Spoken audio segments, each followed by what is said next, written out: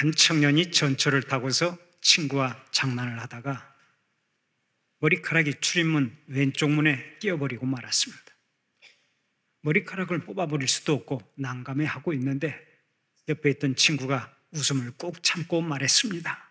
친구야, 한 구간만 참고 가자.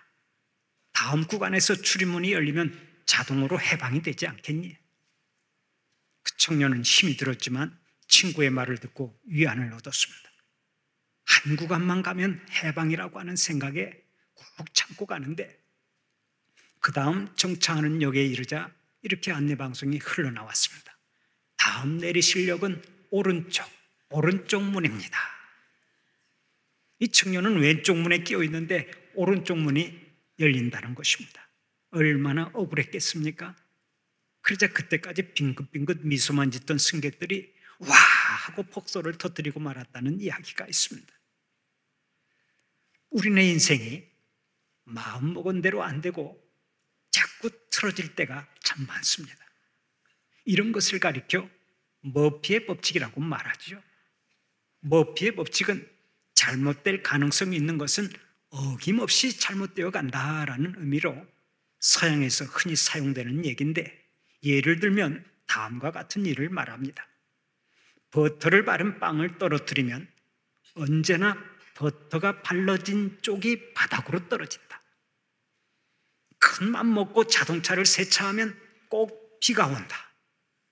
급해서 택시를 기다리면 빈 택시는 꼭 반대편에만 나타난다. 공중 화장실에서 제일 짧은 줄에 서면 안에 있는 사람이 큰일을 보는지 꼭 오래 걸린다. 시험을 볼 때 내가 공부한 것은 안 나오고 꼭 공부하지 않은 곳에서만 문제가 나온다.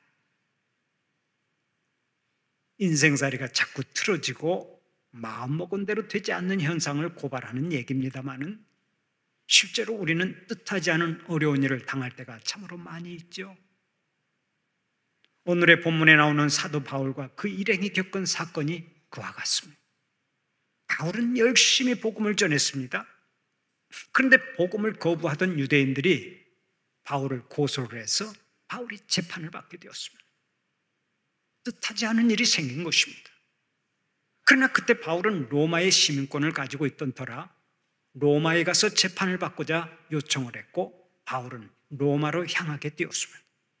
비록 죄수의 신분이었지만 어떻게든 로마에 가서 복음을 전하려고 하는 마음을 가지고 있었기 때문에 생각을 해보면 오히려 잘된 일이었습니다. 바울과 바울을 호송하는 군인들 그리고 다른 죄수들까지 총 276명이나 되는 사람들이 한 배를 타고 로마로 향했습니다. 그런데 바다 위를 잘 미끄러져 가던 배가 갑자기 유라굴로라고 하는 광풍을 만나게 되었습니다. 배가 파산하게 되었습니다. 다 죽게 되었습니다. 도대체 마음먹은 대로 되질 않았습니다. 하지만 불행 중 다행으로 예기치 않은 고난 속에서도 생명을 잃은 사람은 단 한 명도 없었습니다. 사도행전 27장 44절을 보면 이렇게 말씀합니다. 그 남은 사람들은 널조각 혹은 배 물건에 의지하여 나가게 하니 마침내 사람들이 다 상륙하여 구조되니라. 276명 전원이 털끝 하나 상하지 않고 살아났습니다. 그때 그들이 상륙한 섬이 바로 멜리데 섬이고 토인들이 살고 있던 곳입니다. 무려 15일 동안이나 표류하다가 그 섬에 상륙했는데 그 섬이 현재는 몰타라고 불립니다. 세계 각 나라마다 휴양지로 개발해서 막대한 관광 수입을 올리는 유명한 섬들이 있죠. 우리나라가 자랑하는 섬은 제주도입니다. 제주도는 세계에서 가장 아름다운 섬 중에 하나죠. 또 미국이 자랑하는 섬은 하와이입니다. 그리고 인도네시아가 자랑하는 섬은 발리입니다. 또 몰타 공화국이 자랑하는 섬이 바로 몰타, 곧 멜리데 섬인 것입니다. 이 섬은 이탈리아 남쪽 지중해에 위치하고 있는데 천혜의 아름다운 경관을 자랑하고 있습니다. 바로 그 아름다운 섬에 사도 바울과 그 일행이 상륙하게 된 것입니다. 물론 그들은 그 섬에 가고 싶어서 갔던 것이 아니죠. 풍랑 때문에 어쩔 수 없이 가게 된 것입니다. 그런데 그처럼 어쩔 수 없이 가게 된 일에 하나님의 깊은 뜻이 있었습니다. 사람에게는 우연이라 생각되는 일 같지만 하나님께서는 이미 계획해 놓으시고 준비해 놓으셨던 것입니다. 한번 생각을 해보세요. 만약 바울이 평탄하게 로마로 들어갔다면 멜리데 섬에 사는 원주민들이 복음을 들을 수 있었겠습니까? 복음을 들을 수 없었을 거예요. 그러나 배가 난파되어서 바울이 그 섬에 들어갔기 때문에 멜리데 섬에 살고 있는 사람들이 구원의 기쁜 소식을 다 들을 수 있게 된 겁니다. 그렇다면 멜리데 섬 사람들에게는 그것이 얼마나 큰 복입니까? 우리는 때때로 원치 않는 길을 가거나 원하지 않는 일을 하기도 합니다. 전혀 원치 않는 삶을 살아갈 때가 있습니다. 그러나 그건 역시 하나님의 섭리 가운데 일어나는 것이고 그 속에서 하나님의 뜻이 이루어지는 것입니다. 제가 묻겠습니다. 여러분, 오늘 여러분이 왜 한국 사람으로 태어났습니까? 다른 나라에서 좀 태어나지 왜 한국 사람으로 태어났습니까? 왜 살 곳도 많은데 지금 순천에서 살고 있습니까? 또 누가 순천 북북교의 교인이 되어 은혜를 받고 살아가라고 그랬습니까? 모든 것은 하나님의 섭리로 이루어진 줄로 믿습니다. 하나님의 섭리 가운데서 여기까지 온 거예요.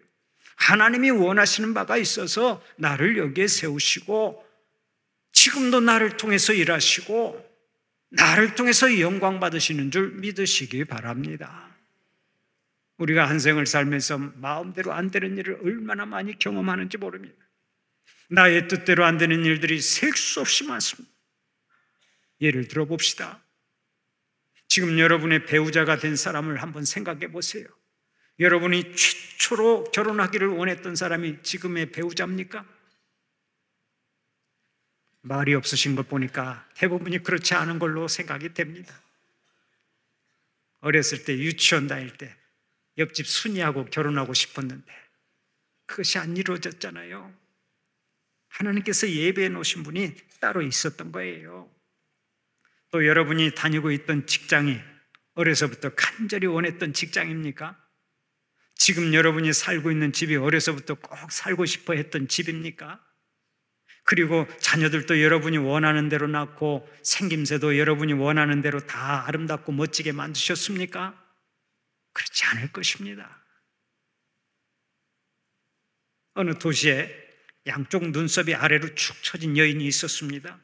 그것이 항상 콤플렉스였던 여인은 자식만이라도 정상적인 눈썹을 만들자고 굳게 맹세를 하고 눈썹이 위로 착 올라간 남자를 만났습니다. 두 사람이 결혼해서 자식을 낳으면 눈썹이 가지런하게 난 멋진 아이를 생산할 것으로 기대를 한 것입니다. 두 사람이 신혼여행을 가서 첫날 밤에 손을 꽉 잡고 굳게 맹세를 했습니다. 여보, 당신은 눈썹이 위로 착 올라가고 나는 눈썹이 아래로 축 처졌으니 우리 자식만큼은 눈썹이 가지런한 아이를 만들어 봅시다. 파이팅! 파이팅까지 외치면서 맹세를 했어요. 그 10달 만에 자녀를 낳고서 맨 먼저 눈썹을 살펴보니까 한쪽 눈썹은 위로 착 올라가고 한쪽 눈썹은 아래로 축 처졌다는 것입니다. 자식 하나도 내 마음대로 만드는 게 아니라고. 우리는 인생의 주인 되신 하나님께서 주시는 대로 받는 것입니다.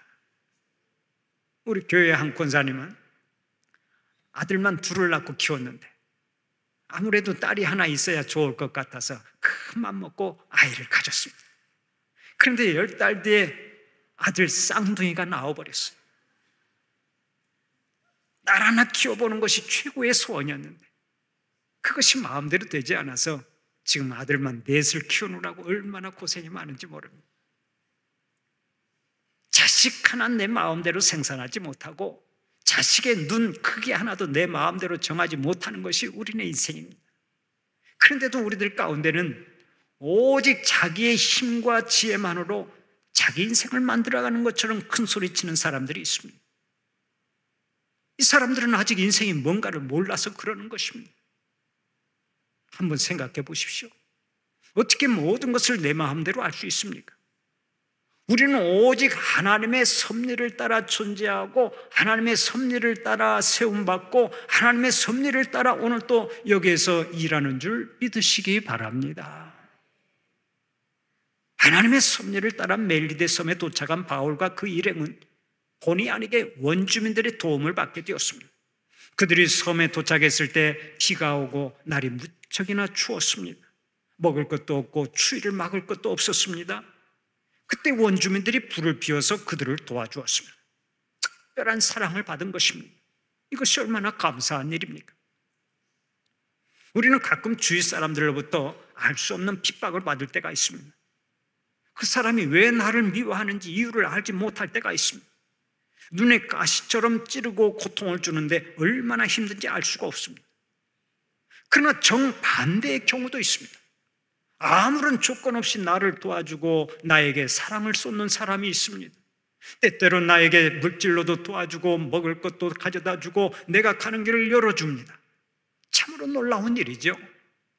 그런데 이 모든 것이 하나님의 섭리요 하나님의 은혜인 줄 믿으시기 바랍니다. 하나님의 보이지 않는 손이 역사하신 거예요. 어쨌든 바울 일행은 하나님의 섭리 가운데서 멜리데 섬에 들어갔는데 거기서 한 사건이 일어납니다. 원주민들이 추위에 떨고 있는 바울의 일행에게 불을 피워주었지만 276명이 몸을 녹이려면 더 많은 나무가 필요했을 것입니다. 그때 사도 바울이 한 나무단을 가져다가 불에 넣었는데 그 나무단 사이에 숨어있던 독사가 뜨거움을 견디지 못하고 나와서 바울의 손을 덥석 물어버렸습니다. 그들의 문화에 의하면 이처럼 불 속에서 나온 독사에게 물리는 사람은 무조건 살인자로 간주했습니다.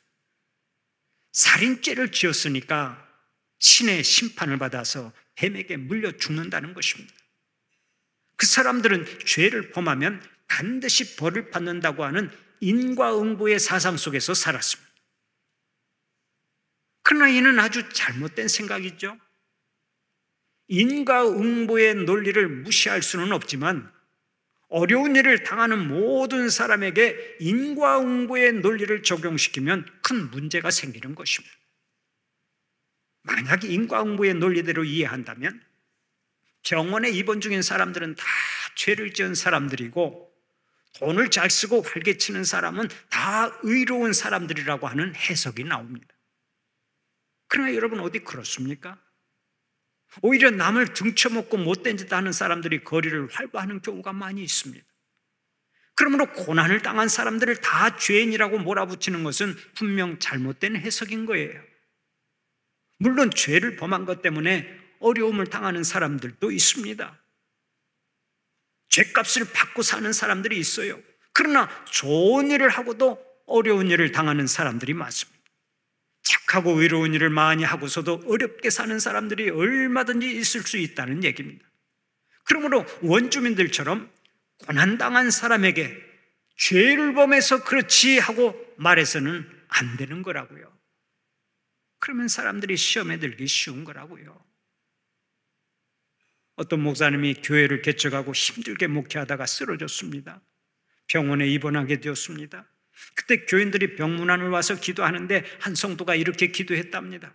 하나님 아버지, 우리 목사님이 우리들 모르게 무슨 죄를 그렇게 많이 지어서 병원에 입원하게 되었습니까? 우리 목사님을 용서해 주옵시고 어서서 기일으켜 주시옵소서. 그 기도를 듣고 목사님이 더 아파버렸다는 얘기가 있습니다. 모든 고난을 죄와 연관시키면 안 됩니다. 고난은 신비한 것입니다. 우리의 생각으로는 고난의 신비를 다 이해할 수가 없다고요. 그러므로 다른 사람들의 고난 앞에서 우리는 항상 겸손해야 합니다. 만약 우리가 당하는 고난이 전부 다 죄값이라면 모든 독재자나 흉악범, 강도들은 이 땅에 하나도 없어야 합니다. 다 죽고 한 명도 남아있어서는 안 됩니다. 죄를 많이 지었으니까 그 죄값을 치르기 위해서 다 죽고 없어져야 된다는 얘기입니다. 반대로 모든 선한 사람들은 한 명도 병들거나 죽으면 안 됩니다. 모든 일에 형통하고 항상 건강해야 합니다. 그러나 우리가 살고 있는 이 세상은 그렇지 않잖아요. 오히려 하나님의 의를 구하다가 죽을 고생을 하고 큰 고난을 당하는 자들이 많습니다. 오지에 가서 복음을 전하다가 고난을 당하거나 병든 자를 자비랑으로 치료해 주기 위해 스스로 고난을 자초하는 사람들이 얼마나 많습니까? 때로는 가정을 위해서, 때로는 교회를 위해서, 때로는 조국을 위해서, 때로는 사명을 감당하기 위해서 기꺼이 고난의 길을 가는 사람들이 많이 있습니다. 얼마 전에 제가 존경하는 한 권사님의 아들이 54살의 젊은 나이에 세상을 떠났습니다. 그 아들 집사님은 의과대학을 나와 이대병원에서 외과 의사로 일하며 많은 사람들의 생명을 건져낸 하나님의 종이었습니다. 의사로서도 훌륭하지만 인품도 훌륭하고 부모에게 하루에 3번씩 안부 전화를 할 정도로 효성스럽고 주위 사람들에게도 크게 존경받는 사람이었습니다. 그런데 위암에 걸려 수술을 받고 투병을 하다가 한창 일할 나이에 하나님의 품으로 돌아갔습니다. 그 남동생이 장례식 때 통곡을 하면서 이렇게 울부짖었습니다. 이 바보 같은 영아, 왜 다른 사람은 살려놓고 형은 몸을 안 돌보고 병으로 죽냐? 이 바보 같은 영아. 그렇게 말하면서 울부짖었어요. 그 어머니 권사님은 저를 끌어안고 울면서 이렇게 고백했습니다. 목사님, 제 아들, 그 사랑스러운 아들, 그 훌륭한 아들이 보고 싶어서 미치겠습니다. 알고 보니까 세상 떠나기 보름 전까지도 진료를 하며 최선을 다해 환자들을 치료해 주었다는 것입니다.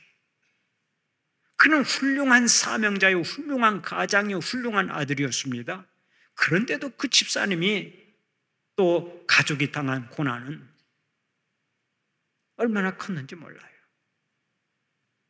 그런데 여러분, 그 가족이 당한 고난, 그 아들이 당한 고난이 전부 다 죗값이라고 단정을 지으면 되겠습니까? 인과응보적인 견해로 해석을 하고 그것이 죗값이라고 해석을 하면 되겠느냐 하는 말씀입니다. 절대로 안 되는 거예요. 우리는 고난의 신비 앞에서 그런 걸 항상 겸손해야 하는 것입니다. 오늘의 본문을 보면 사도 바울과 같이 귀한 하나님의 종이 독사에게 물리잖아요. 큰 고난이 찾아온 것입니다. 무식한 원주민들은 바울을 살인자로 몰았습니다. 그때 바울이 자기 손을 물고 있던 뱀을 불 속에 던져버렸습니다. 주위에 있던 사람들은 바울의 몸에 독이 퍼져서 금방 죽을 것이라고 생각했습니다. 그러나 아무 일도 일어나지 않았습니다. 한참을 기다려도 바울에게 아무런 일이 일어나지 않자 그들의 생각이 완전히 바뀌게 되었습니다. 그래서 입을 모아 외쳤습니다. 이 사람은 살인자가 아니라 신이다, 신. 한순간에 살인자에서 신으로 바뀌어버린 것입니다. 독사에 물려도 죽지 않으니까 신으로 생각을 한 거예요. 이처럼 복음의 능력은 어디서든 최악의 상황을 최선의 상황으로 바꾸어버리는 줄 믿으시기 바랍니다. 똑같은 일이지만 복음의 능력만 있으면 최악의 조건이 최상의 복으로 변하는 거예요. 주님은 마가복음 16장 17절 18절을 통해서 이렇게 말씀하셨습니다. 믿는 자들에게는 이런 표적이 따르리니 곧 그들이 내 이름으로 귀신을 쫓아내며 새 방언을 말하며 뱀을 집어올리며 무슨 독을 마실지라도 해를 받지 아니하며 병든 사람에게 손을 얹은 즉 나으리라. 주님께서 함께 하시면 기도만 해도 낫게 되는 병이 있는 줄 믿으시기 바랍니다. 그런데 이 말씀이 바울에게 그대로 적용되었죠. 뱀을 집으며 무슨 독을 마실지라도 해를 받지 아니한다라고 하는 말씀은 의학적으로나 자연 법칙에는 맞지 않는 말입니다. 그러나 믿는 자들에게는 이런 기적과 표적이 일어난다고 약속하고 있습니다. 그렇다고 항상 기적이 일어난다는 얘기는 아닙니다. 하나님께서 꼭 필요하실 때 그런 기적과 표적을 주신다는 것입니다. 불가리아에 가서 선교하는 한 목사님이 계십니다. 이분이 한 번은 10명도 안 되는 작은 교회에 가서 집회를 하는데 갑자기 안진뱅이가 나와서 기도해달라고 부탁을 하더랍니다. 선교사님은 그런 치유사역을 해본 일이 없어서 두려웠지만은 워낙 절박한 상황이라 손을 얹고 간절히 기도했답니다. 하나님 아버지, 이 아들을 고쳐 주시옵소서. 나사렛 예수 그리스도의 이름으로 명하노니 자리에서 일어날지어다, 일어나 걸을지어다. 명령 기도를 내렸습니다. 그랬더니 그 사람이 즉각 몸을 뒤틀면서 일어나 걸어가더라는 거예요. 여러분, 그때 누가 가장 놀란 줄 아십니까? 그 선교사님이 가장 놀랐다는 거예요. 그런데 이번에는 맹인이 나와서 또 기도해달라고 부탁하더래요. 그래서 또 간절히 기도했답니다. 나사렛 예수의 이름으로 명하노니 눈을 뜰지어다. 그랬더니 그 시각장애인이 보인다 보여 하고 헐쩍헐쩍 뛰면서 좋아하더라는 거예요. 하나님께서 꼭 필요할 때라면 오늘 또 기적은 일어나는 줄 믿으시기 바랍니다. 멜리데 섬에서 기적이 일어나자 사람들이 큰 감동을 받았습니다. 특별히 그 섬에서 가장 높은 추장인 보블리오가 깊은 감동을 받았습니다. 그때 그가 어떻게 했습니까? 오늘의 본문 7절 이하를 보면 이렇게 말씀합니다. 이 섬에서 가장 높은 사람 보블리오라 하는 이가 그 근처에 토지가 있는지라.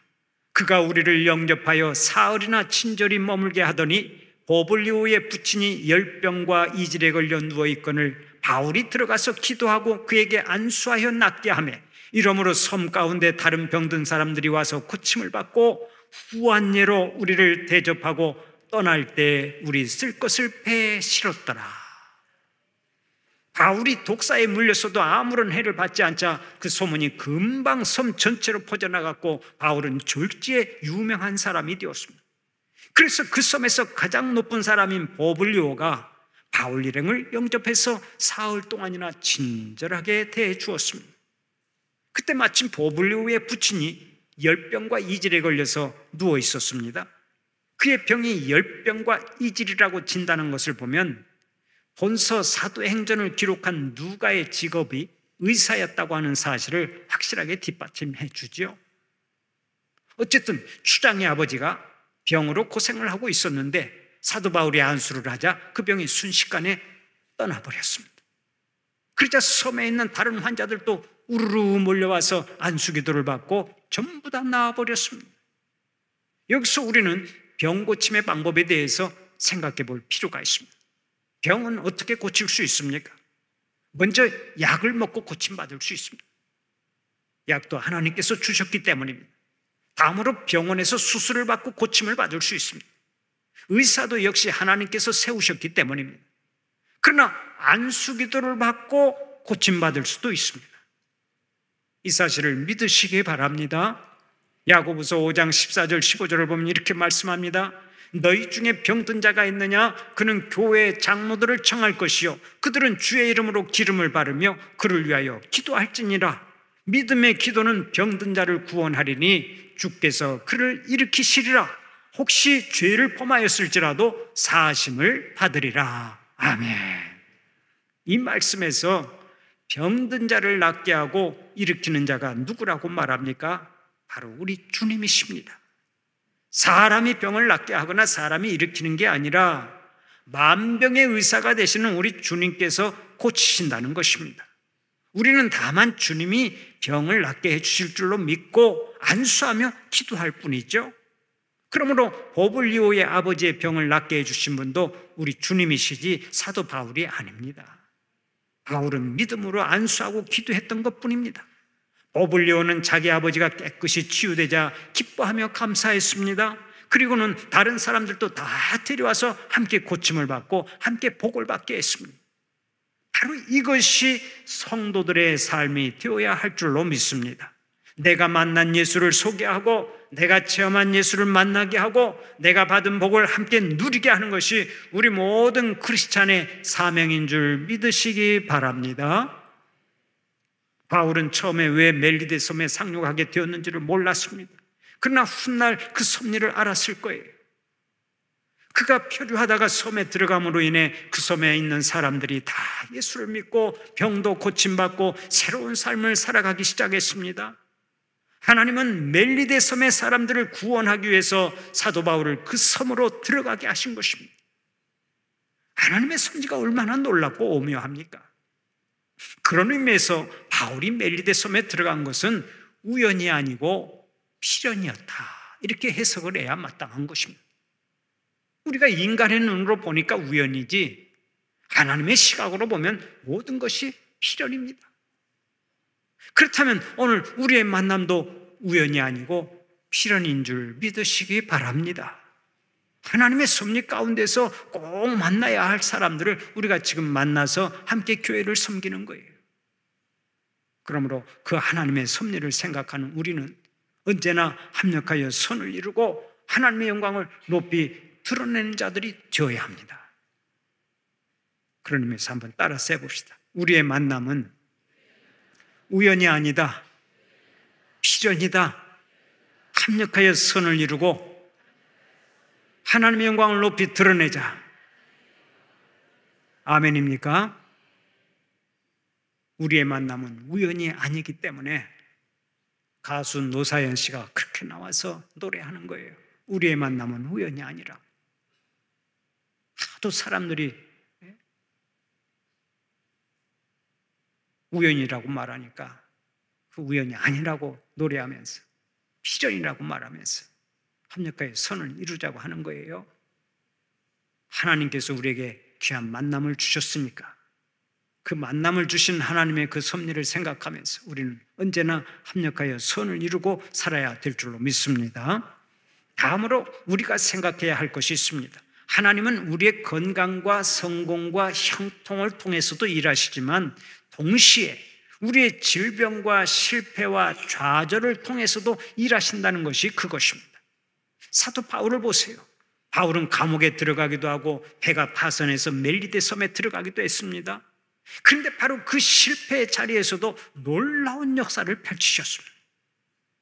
우리는 종종 이런 질문을 던집니다. 나는 왜 이 직장에서 일해야 하는가? 나는 왜 이렇게 고통스러운 집에 시집 오게 되었는가?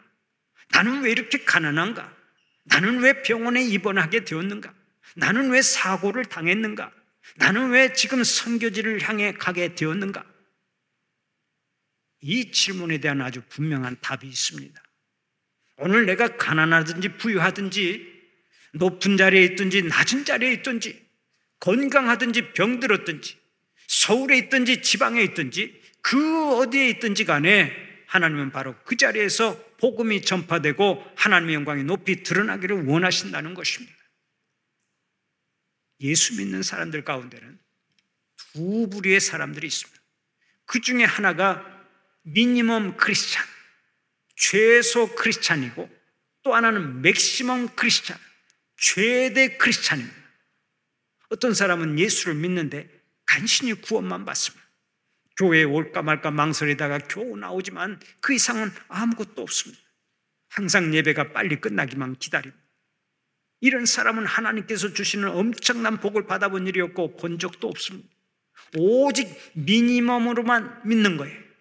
최소한으로만 믿는 거예요. 이런 사람을 가리켜 미니멈 크리스찬이라고 말합니다. 그런가 하면 어떤 사람은 성경에 약속된 복을 다 누리며 살아갑니다. 모든 복과 은사를 다 받고 그 복을 다른 사람과 함께 나눕니다. 이런 사람을 가리켜 맥시멈 크리스찬, 최대 크리스찬이라고 말을 합니다. 오늘 예배드리는 우리 성도들은 전부 다 맥시멈 크리스찬들이 되시기를 바랍니다. 하나님께서 주시는 복을 많이 받고 그 복을 즐겨 나누는 자들이 되시기를 바랍니다. 복음도 나누어주고 물질도 나누어주고 능력도 나누어주고 기적도 나누어주고 은혜도 나누어주세요. 사도 바울처럼 가는 곳마다 하나님께서 주시는 복을 함께 나누고 복음의 사한 증인되어 살아서 여러분의 이름이 영원히 기억되는 은혜가 있기를 간절히 축원합니다.